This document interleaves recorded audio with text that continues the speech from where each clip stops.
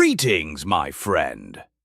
I am Plato, though not merely the man from ancient Athens, but the soul who has walked through ages, still pondering the questions that haunt every man in silence.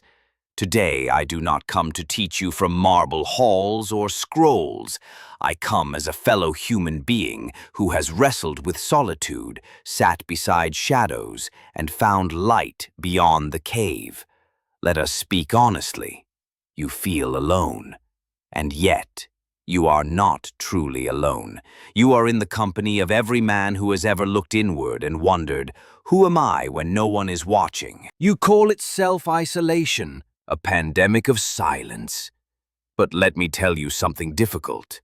Loneliness is not simply being without others. It is being without yourself. Men today mistake distraction for connection. You fill your time with images, tasks, simulations of purpose. But let me ask, when was the last time you sat with your own mind and asked it, who am I without applause? What do I love when no one is watching? I was born into a city of noise, of politics, of ambition. Athens, a place where men prided themselves on the clamor of the marketplace and the cunning of speech.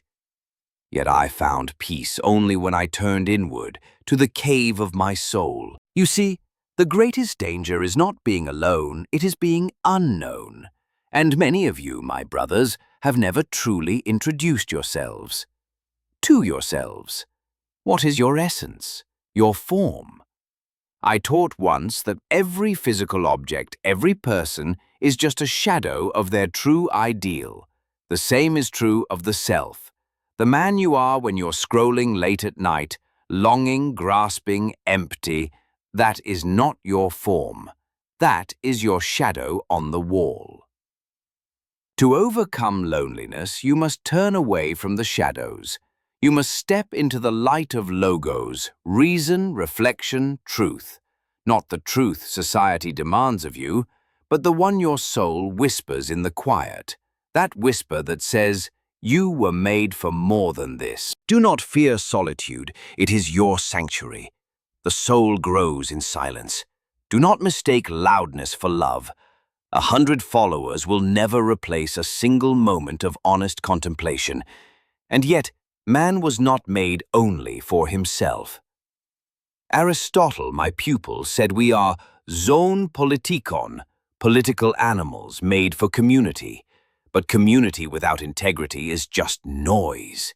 Brotherhood must be born from self-knowledge. Otherwise, you are merely together and alone. Begin with this. Write what you value. Not what you think you value, but what you practice when no one is watching. Then ask, does the man I am serve the man I wish to become? True connection is forged not through shared interest, but through shared intention. Seek those who speak not to your pride, but to your pain. Find others not who compete with your mask, but who comfort your truth. Loneliness fades not when you are surrounded, but when you are seen. I have had centuries to reflect on the lives of men. And if I could give you one commandment, one law greater than any writ in stone, it would be this: know thyself. This was written above the oracle at Delphi, and it is more powerful than any sword or scroll. For the man who knows himself will never be truly alone. Return to yourself, dear soul, for you are not abandoned. You are merely waiting to be met.